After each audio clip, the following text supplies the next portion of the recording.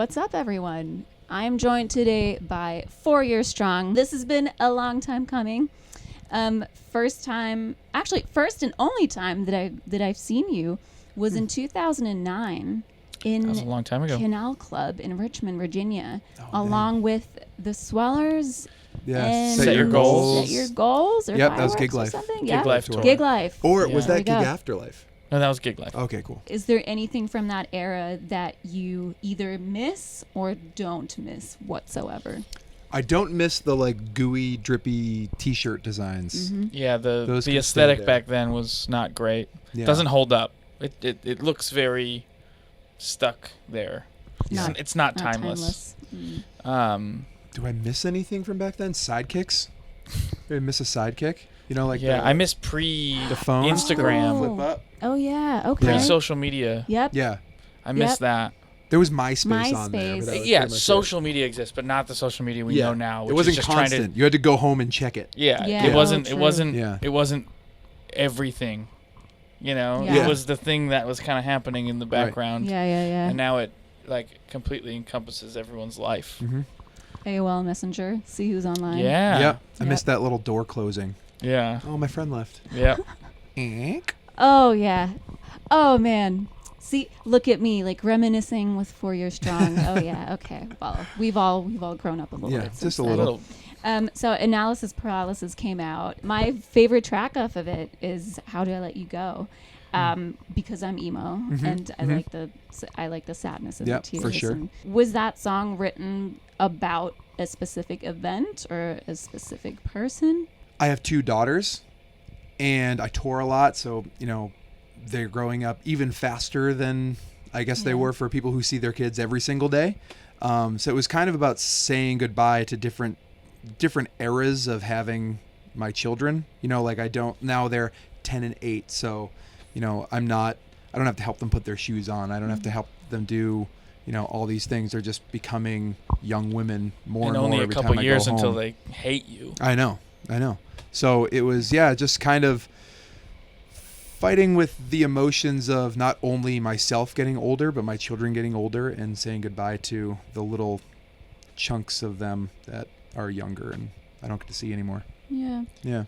And not to get super sad, but I don't know if you remember what I connect with the song now, because I don't have kids. And obviously I was a part of writing the song as well, where lyrically Dan kind of did most of the heavy lifting on that one. While we were writing the song, we were stuck at the studio, and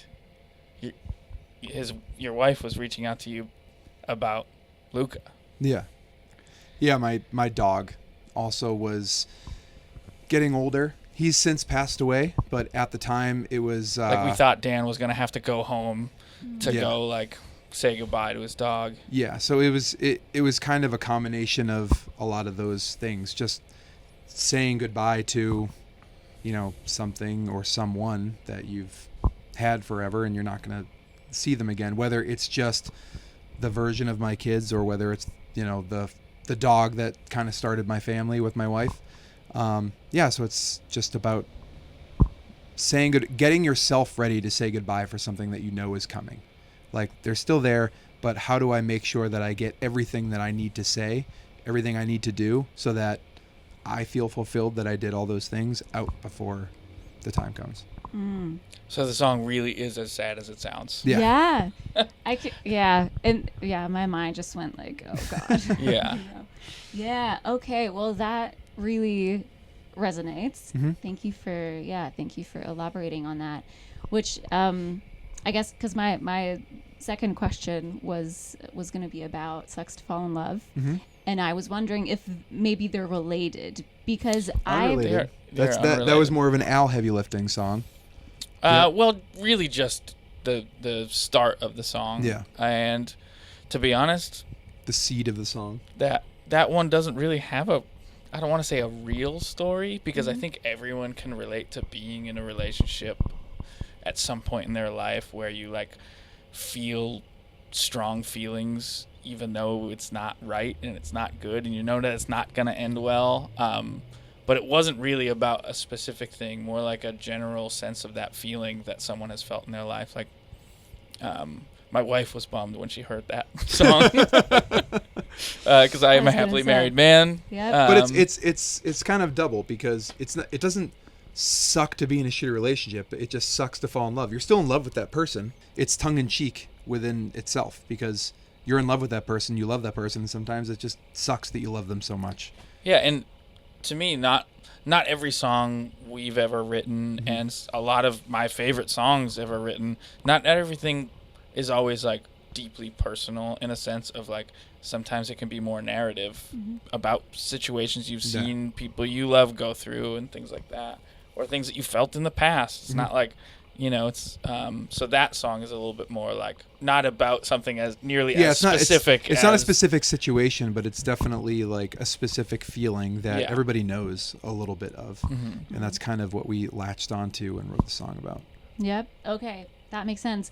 It's funny because I was wondering, like, a lot of bands that are, established and are, a lot of whom have families and stuff, and very much, not getting their hearts broken, and for them to then try to write like relatable songs, but then again, like, like some of those like punk bands, and they're like, wow, I don't know, like trying to be relatable to like younger people, but also then like you live in a mansion at this point. Well, I mean, we don't live in mansions. We don't, you guys. But we've nice. But we've had that conversation before too. Like that was pretty much on our mind the entire time. We both have been with our wives for a very long time. My 10-year wedding anniversary this year. Yeah, big deal. Yeah, that's awesome. Yeah, and I've been with my wife since 2003, like high school, and so we've always kind of struggled with that. Like, how do we write like these, like sad, like no one loves me songs when like we have someone that loves us a lot. Literally every time we write a song, we kind of hit what the fuck are we gonna write about? Yeah, like, our lives are not that bad. Yeah, which is a great problem to have. I agree. It's true. A lot of times we have to put ourselves in a mindset or put ourselves within a situation, whether the situation is real or not, and try to connect with that in some sort of a real way emotionally, to get whatever that narrative out, whether it's a real situation or whether it's something that we've created. Yeah. But that's a cool thing about writing music, is it can also be entirely fictional, or it can just be a story that you're thinking of, Well, sometimes when we're writing songs, we don't even know what we're writing about. Right. And all of a sudden we get to a point where we have a lyric and we're like, I think that's what the song is going to be about. Yeah, it makes you go like, well, because sometimes we call them blah blah lyrics. It's like the stuff that like starts the melody in your head, and the like the famous thing with Paul McCartney when he wrote Yesterday, is the first lyrics for that song were scrambled eggs, and he wrote this whole thing, and he just was these scrambled eggs, and it like that was, and it took him a while to figure out what the song was about. So a lot of times that's how a song will start with us, but we'll try to make it not scrambled eggs. We'll try to make it something that like resonates with us, and then we figure out why it resonates with us, and that's where we end up leading where the song will go. For you guys, it could be Severance. There you go. Yeah, Yeah. there you go. We should shit. write a song about Severance. That would be good. Or already a pretty good melody in or there. it'd be horrible. That's true. We I think we wrote a song about a movie once, didn't we? We did, but it's not on any record. Yeah, It's like it's a really weird bad. B-side. Ooh. In our youth. It was about Donnie Darko, the movie. Oh, yeah. It's a great movie. There you go. It's a good movie. That's very niche. Yep. Yeah. I also was going to take a step back and talk about Brain Pain a little bit, because it obviously came out of unfortunate time. Yeah, and we haven't been here since. Yeah, and so I was wondering if there's any aspect about that album. Oh, great video, by the way, too. That for Brain Pain. Oh, for the song? Yeah. We filmed that during COVID. Yeah, Yeah. it's super. Very COVID-y. Hits the nail on the head. Yeah. I would say. Yeah, very COVID-y.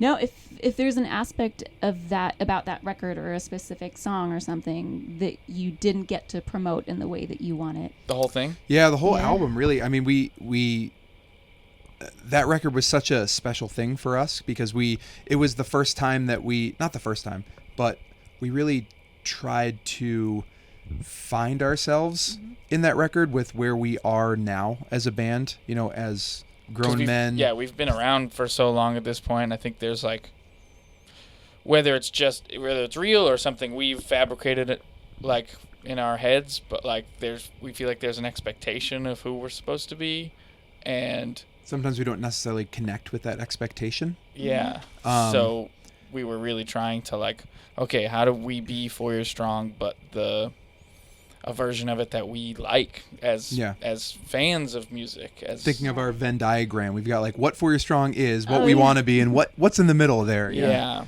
And there was a lot of searching that went into that record, and a lot of hard work. And so we were very proud of that record. But then, obviously COVID came and stomped on it a little bit. But which is hard to use as an excuse because it happened to everyone in the entire world. So we're not like a victim here. The part that I'm thankful for is that it seems like the songs are still resonating with people. Mm-hmm. Like we're playing them on this tour. And although we haven't done a headliner here since before COVID, people are singing those songs, going wild. So the record obviously did what it needed to do in our absence, I guess. So yeah, and the set we're playing on this tour is very new song heavy. I think it's like a lot of brain pain and a lot of analysis paralysis. And for us, it was for that reason, really, because we've come to Europe and played Enemy of the World and Rise or Die Trying, and for a lot of years. And we are playing, a lot of songs from that too, but it's just been really fun to be able to bring brain pain into the world, into Europe. Yeah, it's really cool to just see how everything is kind of just like moved in that direction. I mean, that record, whether or not we got to promote it the way that we wanted to, is still really important for this next record, for Analysis Paralysis. It kind of was like, we started at that rung on the ladder and just kept going up. So we didn't have to do all of the work of finding ourselves again, because we found ourselves on that record and we just expanded upon it on this new one. Right. I was going to ask a singing related question. Sure. So great to be talking with both of you, because I was wondering, obviously you're both putting in equal work with regards to songwriting and singing. I don't know if it's exactly 50-50, but it probably is. Yeah. For the most part, yeah. How do you decide who gets to sing what part? We kind of have a system. Yeah. Oh, yeah? At this point.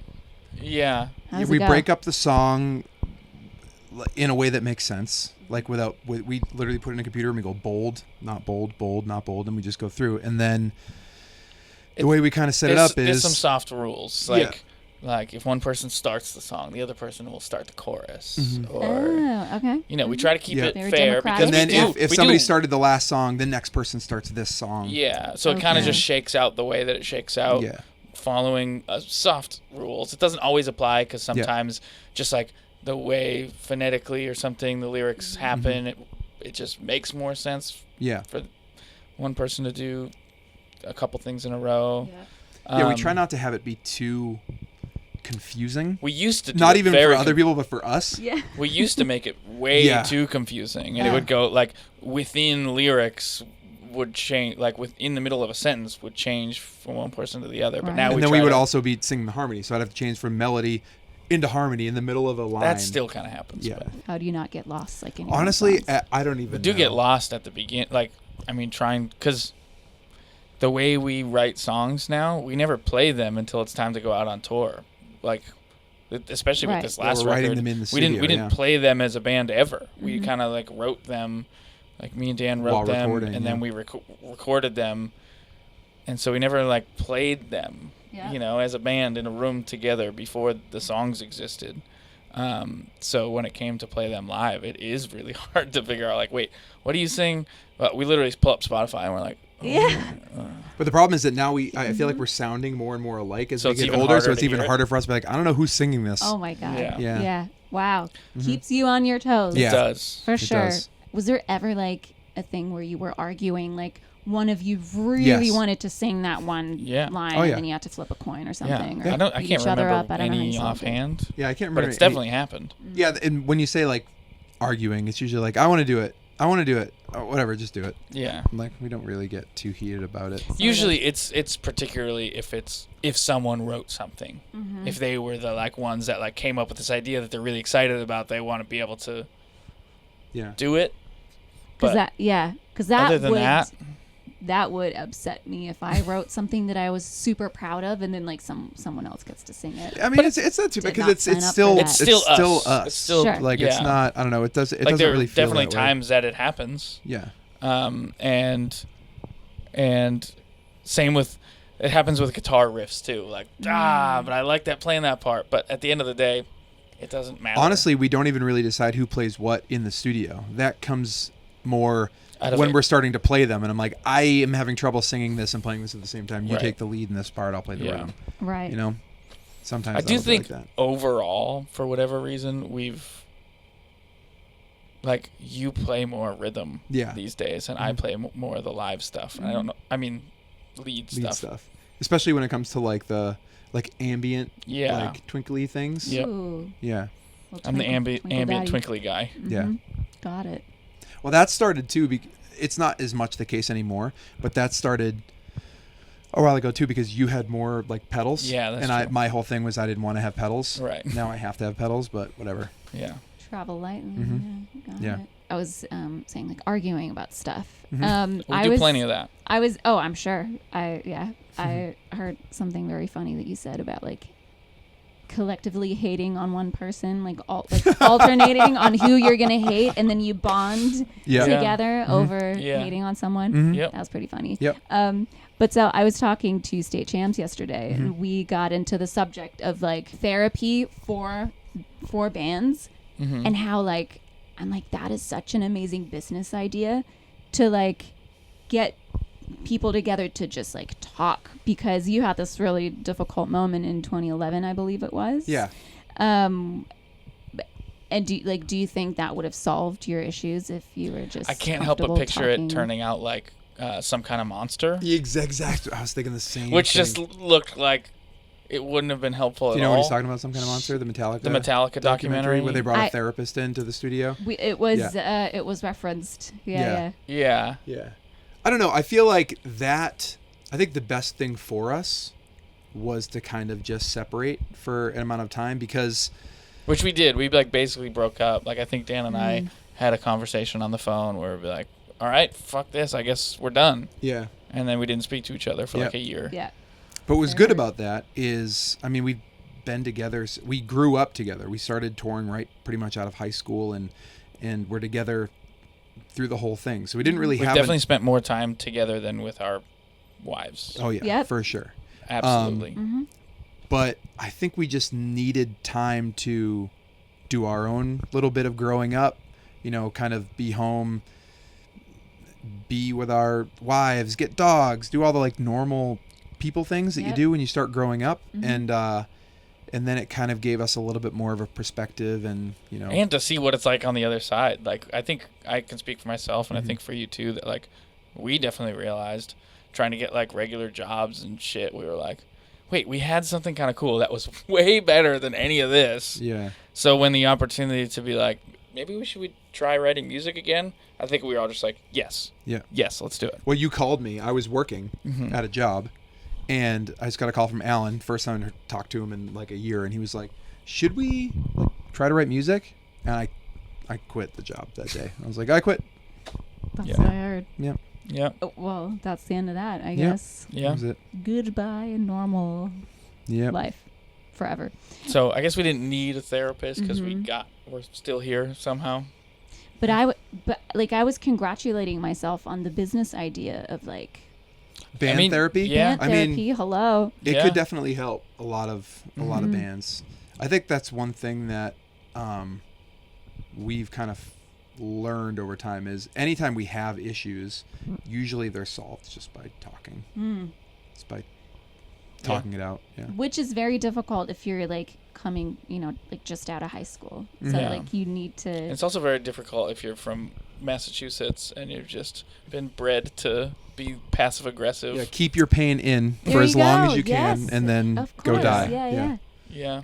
I mean, that resonates with the whole, you know, English culture that I lived in for a good while there. Yeah. I can imagine. Okay, well, to wrap it up, this was fun, by the way. Thank you very much for talking with me.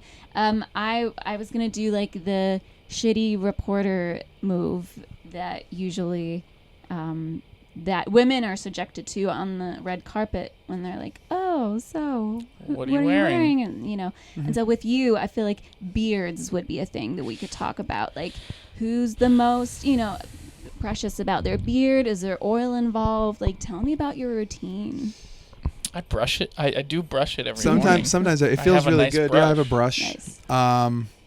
It gets very dry in the wintertime. Oh, yeah? So I usually steal my wife's conditioner and use that in the shower. Ooh. I don't condition. Just to try and cut down on the beard drift. Yeah. But That's so gnarly. yeah, Okay. Learned a new... there's not too much. It just pubes on our face. Yeah. Yeah, so. Just don't shave. That's pretty much the thing. Yeah. The only thing we do. Mm-hmm. Not shave. There you go. That was beard tips with 4 Years Strong. That's it. Thank you very much for the interview. Have an awesome show. I'm really looking forward to it. Thanks. Me Yeah, too. it's gonna be a fun one. Wow, 15 years since I've seen you live. Wow. It's crazy. 16. I hope we're better. Me too. Me too. Just kidding. I kid. Okay, well, thank you guys for watching and see you next time. Peace.